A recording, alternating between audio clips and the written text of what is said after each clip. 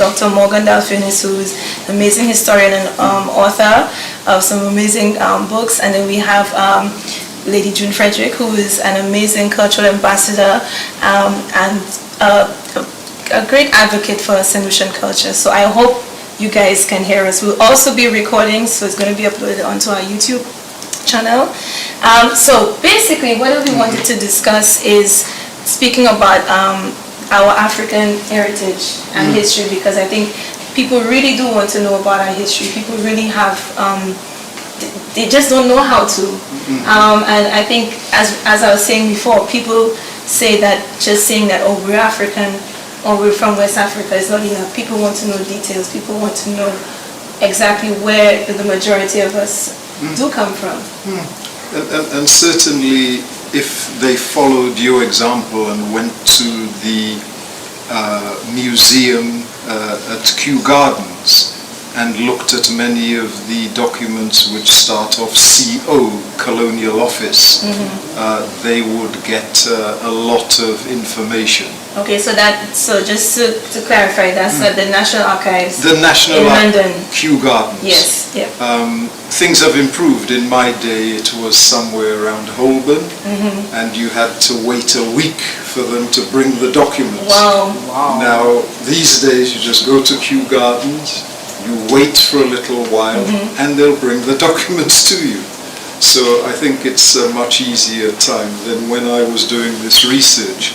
But certainly some of the documentation gave me three main ethno-linguistic groups for St. Lucia. Senegal and Gambia giving you the Wolof and the Mandinka, Angola giving you the Congo and the Umbundu, and Dahomey Benin giving you the Ewe Fon. These would have been the main groups into St. Lucia at about 1698. i.e. the period of French rule. Okay, so is that for, would you say that for St. Lucia only? What about kind of neighboring islands? I'd say Martinique would be the influencing one, because given the French would have been bringing in their main deposits of enslaved people to Martinique, they'd have satisfied Martinique first and then St. Lucia. Okay. Although there are also records of boats going straight to St. Lucia. Okay. But you always have to think, in the development of St. Lucia was an afterthought. The main place they wanted to go to was Martinique, and then after... Why is that? Because that was the center for the French, in the same way that Barbados was the center for the English. Gotcha, yeah. That's why the capital of Martinique is actually called Fort-de-France, the Fort of France. Okay. It's only later on that some of the people, the French people who were in Martinique, looked on the horizon like we do these days and saw St. Lucia. They then thought, hey, that's an opportunity for further acquisition of land. Okay. But if you like, from the European point of view, we were immediately in some kind of class system, because the richer established French people stayed in Martinique, and then it was the new and poorer people who hadn't had a chance out of colonization, who then thought, okay, I'll go to St. Lucia. Okay. One of the other marks, looking at the European side, is that it gave you a class system in that many of the St. Lucian whites were illiterates. Okay. So if you like, the more literate and established ones would have stayed in their estates in Martinique. Okay. You can tell that the Lucian whites were illiterate by, again, some of the records. In some of the records, they always had to have a translator, given later on the access between French and English, but also because some of them couldn't read or write. So that is the case for the whites, and if you like, that gives us the track along which Africans were brought. Okay. One of the other things with Senegal is that the the first governor of St. Lucia, the first white French governor of St. Lucia, his previous job was governor of Senegal. Really? So as a consequence of that, in order to facilitate life for himself, he got Senegalese Wolofs and Mandinkas over to St. Lucia. But again, you've got another coefficient going there, in that the people within Senegambia were in a stratified society. So the Wolofs are stratified in terms of royalty, the bodyguard caste, artisans, etc., and slaves. And you've also got a similar system among the Mandinka, but with the Mandinka it was a kind of development that they had with the Portuguese, i.e. they would basically be selling the equivalent of their working class, the Bambara, to the Caribbean as enslaved people. So people who they'd conquered and were in the bottom of their class system, they sent over. And also you had the interjection of a group called the Creole. These were mixtures, mulattoes, like we have mulattoes in the Caribbean. Those guys were mixtures of Mandinka women with Portuguese men. Okay. So they controlled the middle part of the trade of getting the captives from the center of the Mandinka Empire to the coast where their Portuguese fathers would take them further on. So this is in the 1600s, you say? 1600s and before, if you're talking about the track established by the Europeans. But one of the things in the Wolof case is that the bodyguard caste, who were called the Tonjon, not the Tonton Macoute, those guys rebelled, and basically they deposed the Wolof royalty. So basically, royalty from the Wolof caste may then have been sent into the Caribbean. So whoever lost the battle or struggles for power ended up as being sent off, either being sent off or remaining and continuing struggles within West Africa. As you know, many of the West African kings, etc., some of them were people who were ex-slaves. So, somebody like Sunjata, who founded the Mali Empire, basically he was an outcast because early in his life he was unable to move his legs. So as he was unable to move his legs, his auntie, I don't mean you, decided she's going to put her child in the line of royalty before Sunjata. But the myth is that Sunjata one day grabbed hold of some iron bars, pulled himself up, and his legs clicked into place. Once his legs got clicked into place, jumped on his horse, took up his own power, chased out auntie's child, who then became the group you call Susu, who then inhabit Sierra Leone. They were literally chased out. Okay, I've seen Susu in the archives, in the records. That's right. Okay, from Sierra Leone. So what you're having are struggles for power within the West African scene, alliances with white people, and also infights within the African groups themselves, but also that the actual stigma of slavery, although a very real thing within West Africa and other parts of Africa, was not, if you like, as total as what we experience in the Caribbean. In the West African scenario, you had domestic slaves who could later on merge with the ruling family, etc., and move on. You've then had also people who were, if you like, captive warriors, who would definitely be on the ruler's list for selling off or otherwise moving on, and treated very roughly. I mean, if you take the Queen Amina of Zaria, what she did was she conquered the Nupe towards the south of the northern part of Nigeria, and the myth is she castrated the men, and then she brought the men to Zaria to build the walls. Wow. So here you have a conqueror putting their view of what is to happen on board.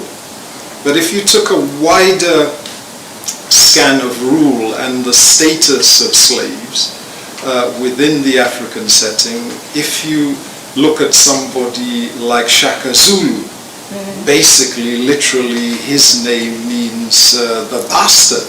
Wow. Because I did not know that. No, Shaka means that at a certain point, the Zulu would let their youngsters come and rub up together. Okay. So in the way like we have Lovers Rock. Yes, yeah. Okay, yeah. you could rub up. Okay, yeah. But you shouldn't shaka. Yeah. Oh, okay. But shaka has turned the name. Right. Into something else. Yes. I am Shaka. It's like it's a symbol of black empowerment that there's also Shaka Zulu. So. That's right. So in all of it, all I'd say is the kind of constrained slavery that we endured in the Caribbean, although it was partially there within West African empires, it wasn't total, because you have the clear evidence that many of the empire's rulers were ex-outcasts of various types. Okay. I mean, even the head of the Hausa Empire, which is supposed to be Arabic and with that kind of background, the initial person who started it is supposed to be a slave.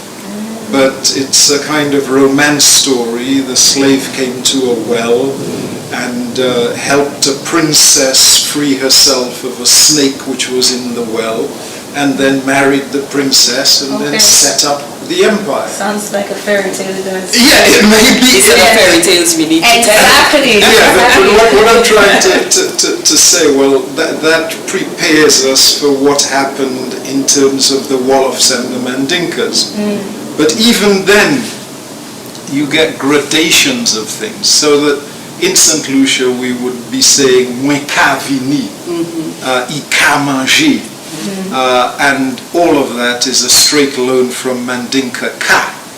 So in Mandinka I'd say "Mka moi," I am understanding. Okay, so we've borrowed that from the central Mandinka Empire. Yeah. So that tells us where the Mandinka end of the St. Lucians will come from. Okay. But you will also find in the Caribbean Mwekevini, which you'll find mainly around the Dominicans. Right. That tells you that the Dominican end would have been coastal Mandinka. Wow. Because there's a difference in the dialects from the coastal interior? That's right. And also a kind of classic difference which affected all of us in terms of Mandinka and Wolof. The definite article is at the end of the noun. So you would say, bon o, hand the, just as we'd say la mea, in Wolof you'd say tree garabla, tree the, just as we would say in St. Lucia, piebois a, nom la. Yeah. So the structure of the initial people in St. Lucia has been retained in language, And why these people? Well, the guy who had power, the first governor, he ruled that part of West Africa. So he then took them first. But as you move on, you then notice that the input of people in St. Lucia from West Africa moves to people from Dahomey. Okay. Again, this is an area of French control at the time. But the Dahomeans, when they're brought into St. Lucia, are taken on mainly as slaves for the land. So black Americans would talk about field niggers and house niggers. So the Mandinka Wolof would have ended up as the house slaves. Okay. And then one of the next groups in the Dahomeans ended up as field slaves. Okay. One of the reasons there was, according to the French, is that they esteemed the Wolof and Mandinkas for skilled work. Okay. Which may be true because they come out of a caste system. So you have a whole caste of people dealing with metal, dealing with wood, dealing with reading, etc. And in the other group, they didn't find that. Because the Dahomean Empire was slightly differently structured. It was mainly a collection of various groups. It's highly multilingual as an empire. So when we're talking about Wolofs, Mandinkas, we're talking about a more uniform language group. When you get among the Dahomeans, it's people from north of Nigeria, people from Ghana, and people from Yoruba, because that was built up by one of the Yoruba kings, a Balogun or war leader, moving from Yoruba land and going eastwards. As a consequence, the person is bringing together a kingdom of various different ethnic groups.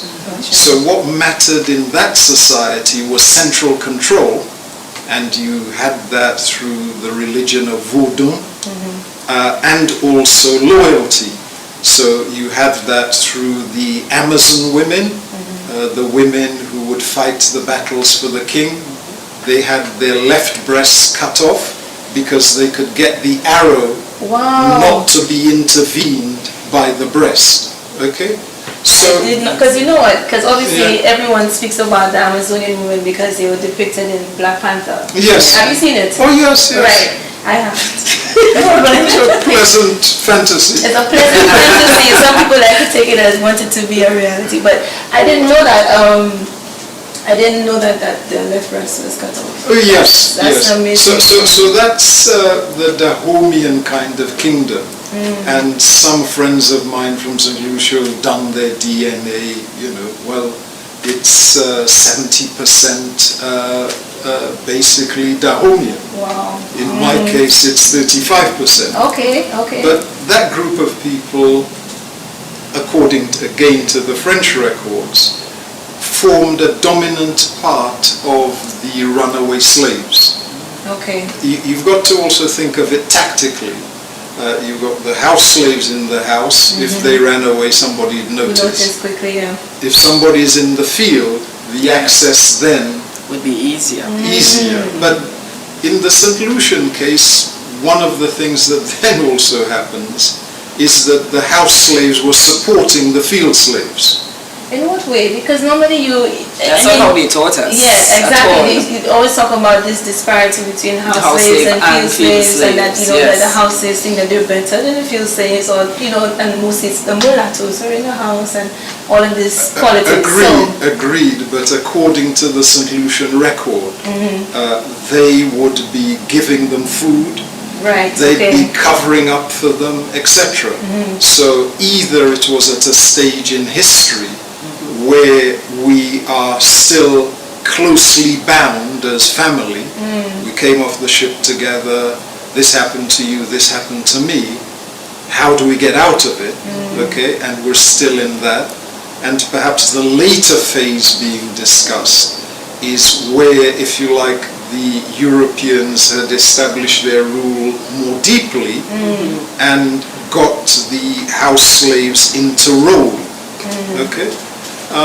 But one of the other impacts on everything was the French Revolution in St. Lucia. culture. Yes, But, I'd love to touch on that. but sticking to Africa, we have Mandinkas and Wolofs, we have Dahomians, we then also have got the Congolese, okay, Neg Congo, and hence the division in St. Lucian society about Neg Guinea, Guinea blacks, and Neg Congo.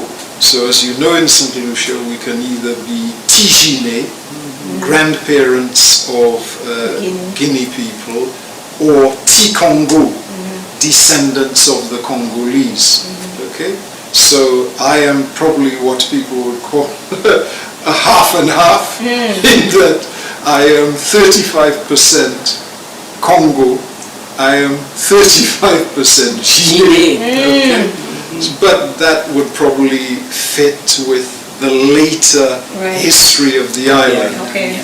But the T-Congo were part of the narrative in St. Lucia, and again, according to the St. Lucian record and records in Martinique, they did not rate them as well as the Dahomians for working in the field. Okay, so what do they normally place them? Well, they had a problem with it. I think they tried them as field slaves, and then later on, according to the French records, they didn't esteem them as being effective in that role. Okay. So they were also presumably used, but I have no record of that, in both areas. Okay? But what the T-Congo bring to us is that they are later in the spectrum of Africans coming into St. Lucia. Okay, so it's like the 1800s. 1800s, and before, but what I'm saying, within every period you've got periods between periods. So the early period is definitely Wolof Mandinka. Okay. Then you've got your Dahomians and your Congolese. But with that, they bring some of their oral memory. So as I sang in another video, you have traces such as Mandalo ti Congo asulame mama, Dendalo ti Congo kanaviji papa, Dendalo, the little Congo is on the water, mother. Dendalo, the little Congo is traveling on the waves. So, in a sense, they bring a little more of their oral history. But what you're beginning to find going through the documents is that the older ones are obviously from Senegal, Gambia, and the Congolese. But once the British come along, the slave profile changes, Right, okay, yeah. and we have a dominant influence of mainly Igbos. So in terms of sheer numbers, the population at one stage would have been overwhelmingly Igbo coming from the eastern Nigeria. Okay. Again, you're getting there the results of infighting, Igbos among themselves looking for trade, okay? Looking for who will get the dominant trade. And those who were losers in some of the struggles, they would have been shipped out to the Caribbean. But just let me finish before I forget. Is that if you take an age profile, as I did, across our population, our African population, the young ones would have been Igbo, yeah? The older ones would have been the Congolese, the Wolofs and Mandinkas and the Dahomians, because these guys are brought in later. With the other importation, they were Ghanaians in St. Lucia. They were important, but not as heavily important as the history of Igbos. And at times I kind of think, well, one of the key things about Igbos is that they're often independently structured. They're what you call acephalous societies. They're not like the others. They don't recognize a king. Each person is their own king. Each man has got his own chi. And then there's the other god, Chinike, the god over all of us. Now, with these kind of thinking, you understand well why we have the Canary Society, why we have the Secret Society, and the Devoted Society. But we have the unity of St. Lucia, which guides us all. Okay? But it's that kind of thinking that you need to get into. Because if you look at other African groups straight from West Africa into England, the ones who are most highly organized are the Igbos, because they still do it in the same way. My village, you know, and our group, this other village, and then how do we come together or we do not. Okay? So they've had a dominant, more recent influence on, if you like, St. Lucian society. With the Ghanaians, you get traces such as words such as whim, which is a cold. That's exactly the same in Chuifanti. Really? And then you also got ye, sasa ye, which is the verb to be in Chuifanti. But again, before we become St. Lucians, what happens in Ghanaian society are political struggles again. So it's a struggle there between the Ashanti northerners, mainly northerners, military society, and the Fanti, who are more coastal peoples. And at some stage, the Fanti actually defeat and kill one of the kings, the Ashanti Hene, of the Chui speakers. So that's the, quite a big big thing. So the Chui are angry and they swear blood oaths that they will get their own back. So when they defeat the Fanti, and the Fanti group, they're Chromantes. You see the Chromantes all over the Caribbean history. Ship them out. We got our revenge. These guys killed our king. You know. Because you see, like the Chromantes, they say with the Jamaica Maroons. Mostly Chromantes. Right. Yes. And in the Maroons in Suriname as well. That's right. So they took big time revenge. Clearly. So for me, in all of these things, you know, before we get to understanding where we are now, for me, it's always been critical. Well, what happened before? How did I come to be what I am? Where are things? How did it develop?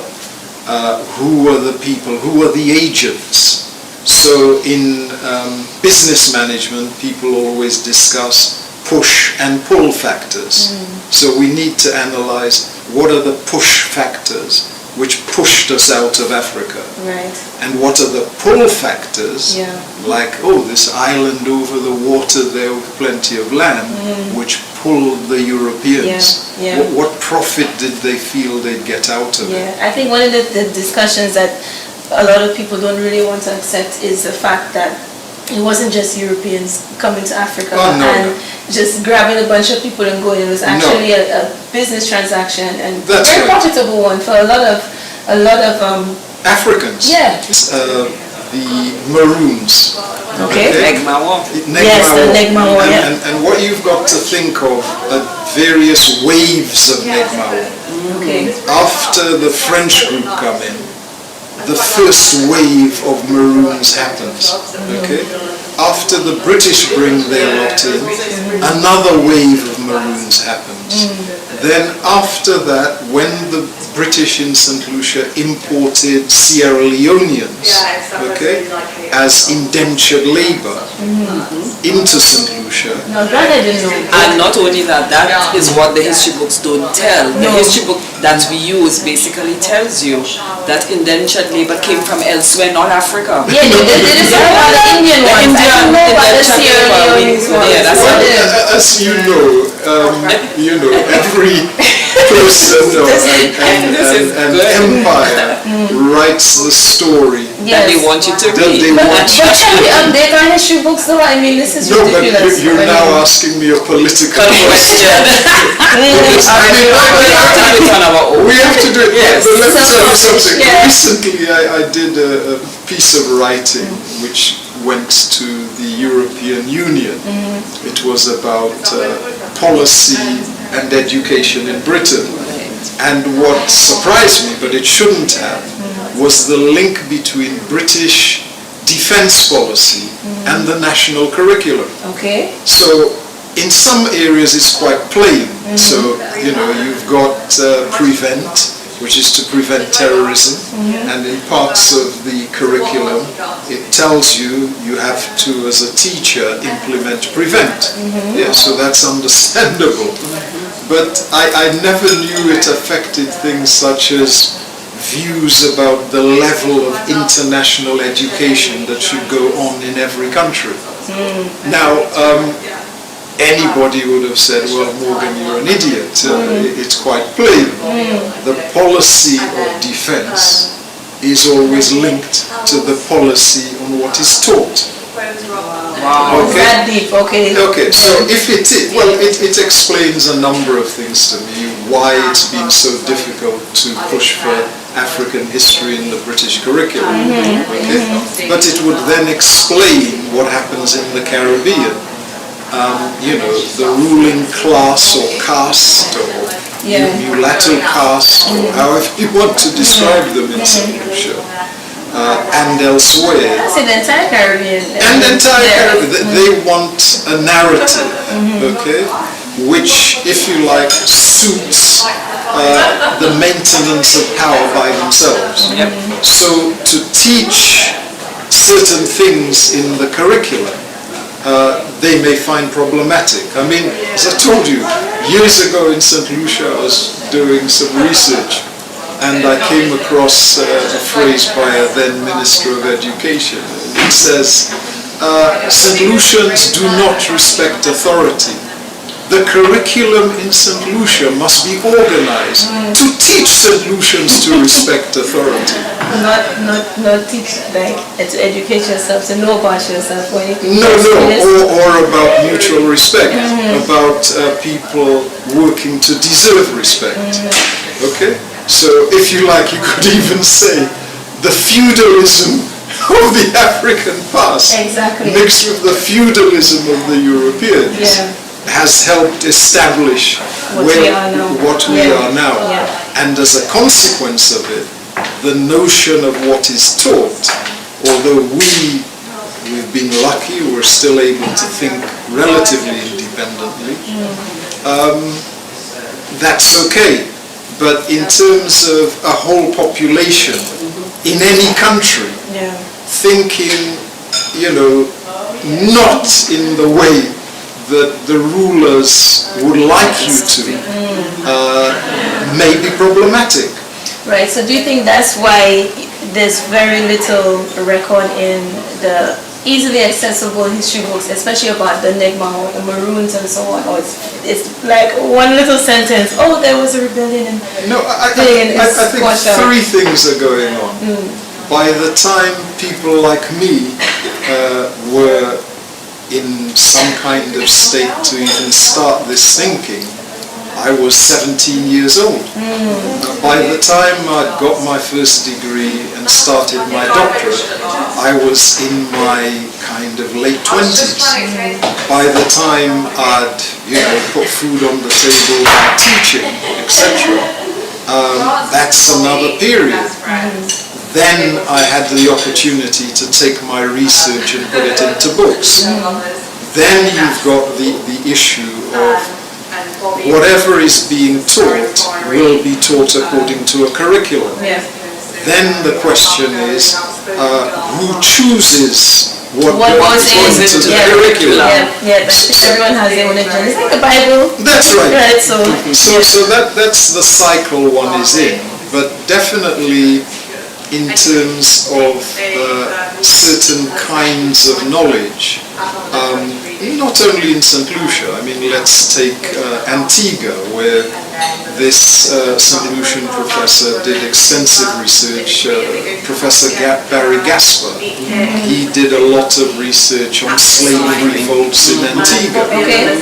But some of the challenges of his research are about how comes some of the slaves, although they were numerically dominant, betrayed the slaves who wanted to carry out slavery. There was one was Prince. That's right. It's Prince. But I was speaking but to. all I'm just trying to say is, I'm not saying that the betrayal is evidence of where we're at. What I'm saying is the question, let's say, if I was in Antigua, and let's say I was a politician who wanted people just to always vote for me, I may want this taught in a different way. I wouldn't necessarily want people to be thinking, oh, look, you've got to watch what people tell you, you know. They may be saying one thing and doing something else. I may want a particular line, okay? Or in other societies, let's take Dominica, you've got the fact that people there have used a lot of their own madras and other cloth, etc. But certainly some people in political influences over there have understood that aspect of visual power and have taken steps to recommend or to push certain fashions, etc. I'm not saying anything is wrong with that. I'm just saying this is the world we inhabit. That even education has an agenda? Education by itself has an agenda of educating people, but it is within a constraint. And the constraint I'm pointing out is about politics and power. I once had a fascinating conversation with a guy who was head of the Eastern Caribbean Bank.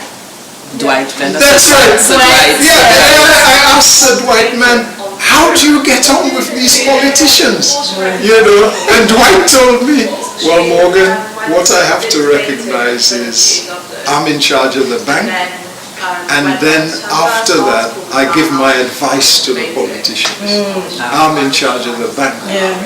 So as educators, we're in charge of teaching and learning.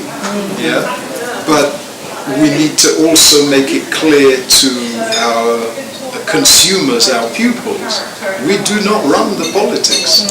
In order to do that, we'd have to stop being teachers and go and contend for power.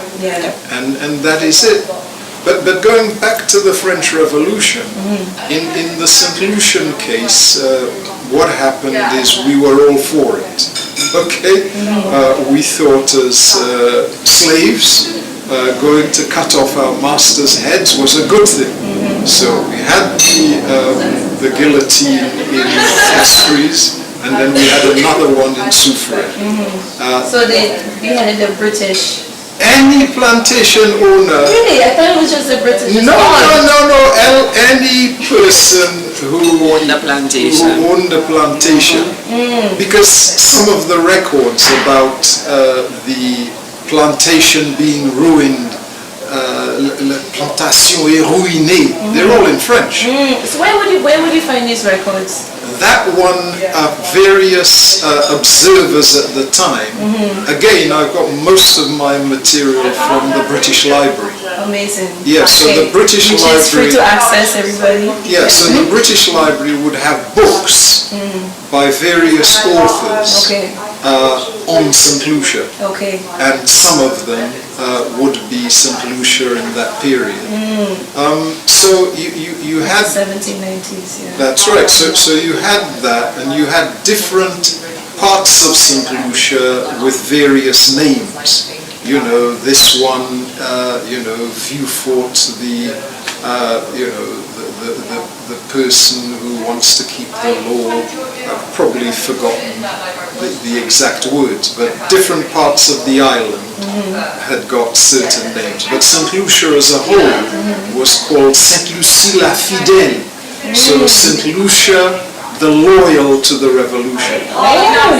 So we had our representative who then went to the revolutionary group in Martinique, and the words he said there were « Nous bénissions la révolution, nous le prons comme la plumière ouvre jamais de sortie dans les mains des hommes.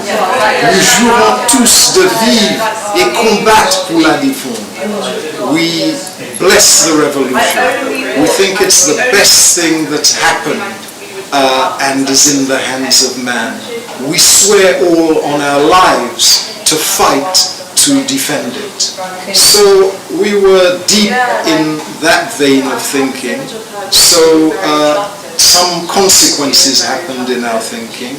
The Duke of York Regiment was sent to St. Lucia to put down the revolution, and hence we have the song The Grand Old Duke of York. Okay. He had 10,000 men. So that is about... Marched them up to the top of the hill, and he marched them. So that is about... St. Lucia. Are you serious? No way! No way!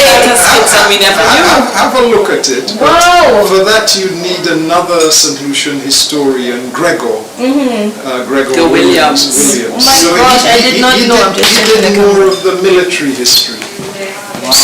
So you've got... we're running out of time? No, we're fine. I'm just checking the cameras. So you have them being brought in, but you also got other consequences. Some of the consequences are that the leaders of slave revolts are sent one to, if it's the French trying to stop it, are sent to Gore, the slave fort. Okay? So you came out of the slave fort, you rebelled, we're sending you back to jail. Yes. Oh my God. Okay. Yes. Some others under the British were sent to Sierra Leone. Yes, Okay? yeah. So you've got those being sent back. So, but is it true that St. Lucia was free for 9 months? More than 9 months. More than 9 months? We were free for about 1, 2, 3 years. Really? Yeah. Because I read it was 9 months. No. That wasn't. Well, it takes time to cut off heads, to go and do all that. No, it's more than 9 months. Wow. And then you've got people's loyalties. Some of the people fighting on our side were white French. You know, why did they do that? You know, so it was a question of politics. Yeah, and who believed in freedom. Okay? Us in the hills, the Negmaon, we had no problem with that. Yeah. The French soldiers, depending on if they were on the side of the revolution, would fight for the revolution everywhere. So you've got other things happening at the same time. If you like, stoking up revolution. Napoleon had brought in, what do they call it, le code noir, Yes. the black code. Yeah. And in his code, instead of mulattoes being able to be free because of percentage of white blood, according to Napoleon's law, if you had black blood, then you were a slave. So you had lots of upset mulattoes from Martinique running to St. Lucia. Okay? You had other people, I don't know their motives, running from Trinidad. You had some from Barbados and St. Vincent into St. Lucia. So if you like, as a precursor to a larger revolution, you had all of these groups in St. Lucia, if you runaways or not for the system. you also had various other kind of things happening. But in terms of the French Revolution, two of the things we don't know so much about are one, off the coast of Devon, there was a ship was sunk, and the ship had come from St. Lucia. Most historians think that those are some of the St. Lucian who had fought as Negmaon, and the British had captured. And then the ship sank? Well, you know how things go in Britain. Gosh, We take them out of the war zone, they're coming to Britain, and oh shucks! The ship sank. The ship sank! Oh shucks! Gotcha. Bon Dieu, oui, où est la tombée? Tout ça on mort! Yes. So, Gotcha. so you've got that one. Sorry, I'll translate. You know, St. Lucians, when we get excited, we start reciting and we start saying Jesus and Mary. You know, the poor guys. I took them from fighting against us Brits, and I was just off the coast of Devon. And guess what? What? The ship. The ship just happened to sink. Oh dear. All of these Yeah, but black rebels just happened to die. yeah, but one of the more interesting things, there's a kind of place, I think it's called Porchester Castle.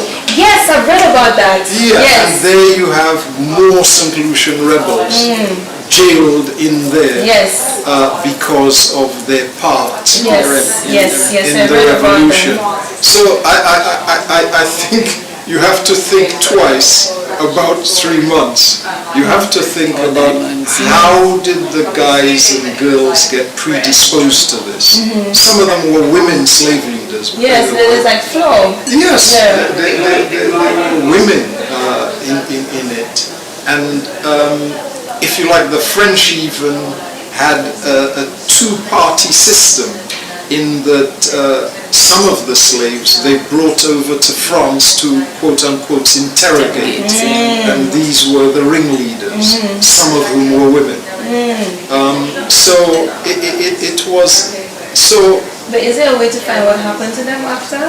Well, again, if I were to go further, remember I'm an aging animal, I'd go over to the archives, Bibliothèque Nationale in Paris, and I'd look for those kind of links. And or I'd look at things happening in Martinique, okay? Because the record of the Martinican rebels is that when some of them were brought back to Gore for participating in wars against wars for the French Revolution and fighting against whites. In Gore, the people in Gore write, since these slaves have been returned, agitation and organization against slavery in Gore has increased. So you've got to think of people who've gone beyond, they'd had enough, and they were absolutely determined not to continue under this kind of bondage. The other thing you get is that after the British defeated revolution in St. Lucia, they then had to go and hunt the remainder who ran in the forest and were there for another 3 years. So anybody telling you 5 months and the job is done, doesn't understand a period of time. what happened before, and then what during and after. Yeah, I mean, even to bring in the British reinforcements, that in itself is going to take time. That's right. So, That's right. So I mean, what people also talk about often in the physics, the law of forces, to, every force there's an equal and opposite reaction. So the extremities that our ancestors endured left some people with a kind of enduring wish to end this system. We start thinking of history, and as you said, we begin with the slave trade. Yes. And then in doing that, we cut off the history of the beginning of time. Because that's where our history started. That's where our history started. Yeah. And even if we wanted to look at European history, we can't just look at, they arrived here and they were enslavers. Why did they arrive here? Who was it? Yeah. Why is it, for instance, I find Jewish graves in St. Kitts? And there were lots of Jews in Suriname as well. Yes. And there's a synagogue in St. Kitts, isn't there? Yes. Yeah. So the issue there is these guys were part of a history, but to understand them, what brought them there, I'd have to go back. I'd have to understand, well, these guys were not allowed to do anything other than handle money. So if they were going to survive, they'd be investing. What would they invest in? Gotcha. Okay? Yeah. Now, if I don't do that, all I can see is, hey, there's this thing in Hebrew, and it's standing here. Why that island? Etc. Okay? Yeah, why St. Kitts? Well, one of the things with St. Kitts Nevis, but particularly Nevis, is that the island was a breeding post. Just like Barbuda. That's what they said, but I've never been able to find to correlate that. No, that's in the records. So they were breeding slaves for export. In Nevis and Barbuda. Well, Nevis for sure. Okay. So, tall, strong black man, tall, strong black woman. Yes, I have their pedigree in the record, etc. Okay, they have children and I'll sell them. Wow, because there was a debate on the page a few weeks ago. Some people saying that the whole breeding thing is a lie, like to have what you call breeding farms or whatever. No, they had breeding farms. Remember, it was a business. I mean, one of the good things in the British Museum, you'll find a little book and it tells you how to run a slave trade. Wow. No, how to run a slave plantation. And that's in the British Museum? Yeah, man, and it tells you, you need so many barrels of pork, so many slaves, so many acres of land. It's only a small little book. But it gives you an idea of what was in the people's mind before they came. So unless we look at causality, what we're talking about, cause and effect, push factors from Africa, what were the pull factors for the Europeans? Yeah. What brought them there? That's not people just say, oh, for money, but I mean it. Well, it gets better because, as you know, there are these records in what's this place again? I think one of the colleges, University of London. UCL? That's right. They've got all of the records. Oh yes, they did the legacy project. That's right. Yeah. So all you have to do is put in your name or what you suspect is your slave master's name, and they'll give you the name of how many people in which plantation. Yeah, I've looked up some names, and I've found some that I recognize who are obviously still very affluent families today. Yes. And you see how many they owned, where, and how much they got paid in the compensation when slavery was abolished. It's quite. So one of the things I found was a name like Dalphinis was owned by Floysac. Floysac, yes. Yeah. And in Castries. When I told my mom that we were sitting on the beach near Castries, and I think a Floysac was just no, he was just so many tables away. My gosh, my mom was getting I'm going to Floysac to get my money. Yeah, I've seen a lot of So I told my mom, no, man. I mean, the guy, he's here in modern times. He may not even have it on his mind. Exactly, but you know, to see how much it is when you calculate it in today's money. Yes, it's some millions. And one of the things, people like, I think, David Cameron. That's right. David Cameron's wife, her ancestors are great grandfather something. They had Balenbush, and even I think it was the father of Gladstone as well. You get the names. Balenbush, bullet in the mouth plantation. Wow. Is this some kind of slave trade? Wow, you know, I never put that together. Balenbush, or I held this with a bullet.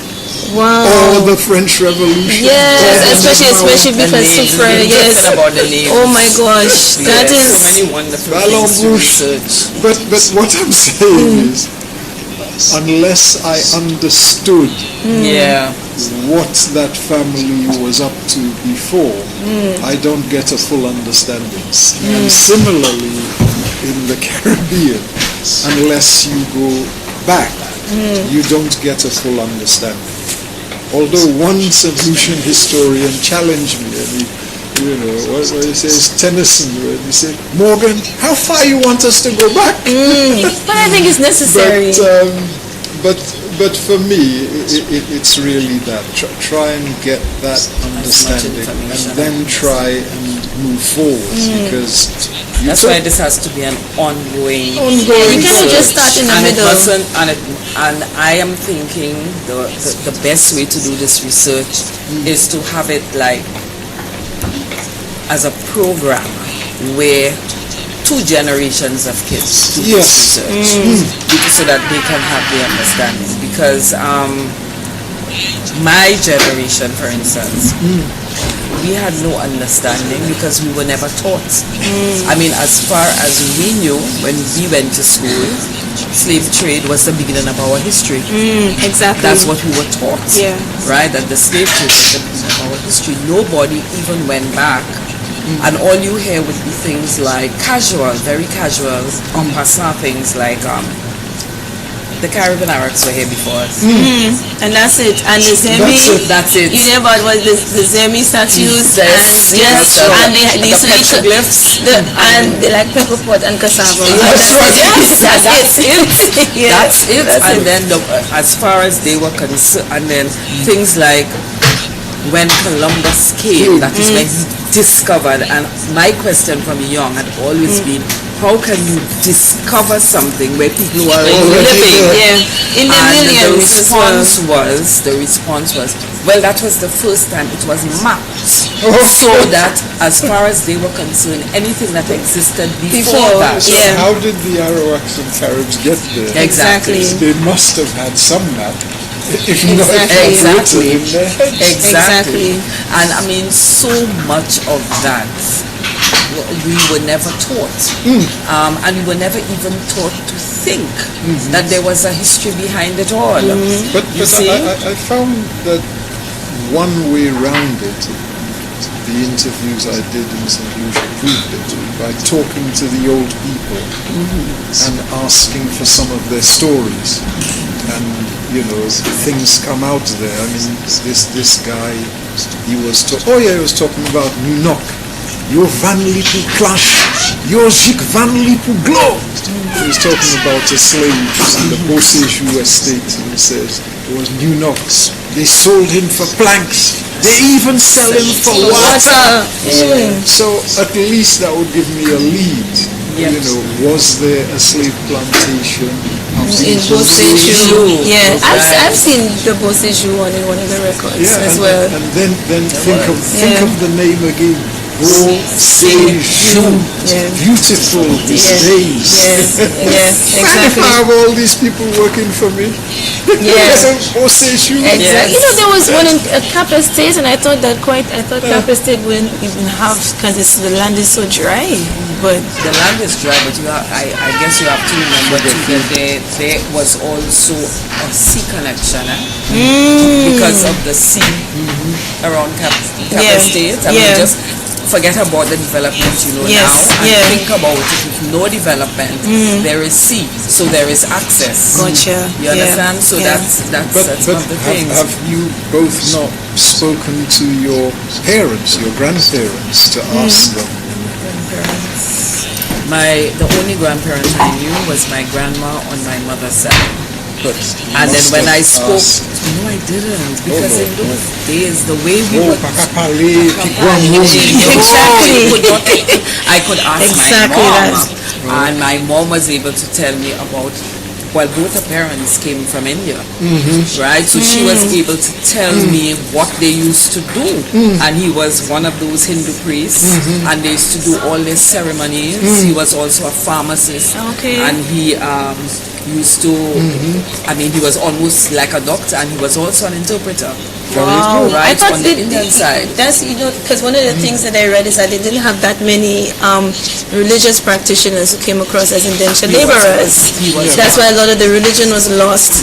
Not only that, when I was doing my research about 1970 something, the Indian person who I interviewed was a guy who said that they had to bring the Guyanese Indian over to St. Lucia. So he and his brother were basically of Guyanese